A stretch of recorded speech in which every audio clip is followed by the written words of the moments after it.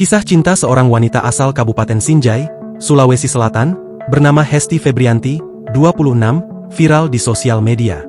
Perempuan kelahiran 21 Juni 1999 itu viral usai dilamar pria asal Prancis, Chris Clark, 37. Kisah cinta mereka bermula di Singapura. Hesti bekerja di salah satu perusahaan makanan ringan di Singapura pada 2022. Ia kemudian bertemu dengan Chris Clark di kereta api. Saat itu Chris Clark yang sedang traveling bertanya arah jalan kepada Hesti. Dari situ, Hesti dan Chris Clark bertukaran kontak hingga aktif berkomunikasi. Perlahan mereka menjalin hubungan serius. Chris Clark menunjukkan keseriusannya untuk mempersunting Hesti. Chris kemudian memeluk agama Islam pada 16 Februari 2025. Pada Juni 2025, Hesti dilamar dengan uang panai 100 juta rupiah, emas 3 gram.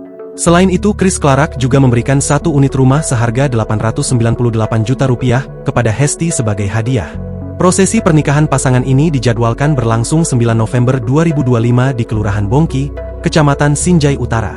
Rumah itu berlokasi di Tanjung Bunga, Kota Makassar. Download Tribun X sekarang, menghadirkan lokal menjadi Indonesia.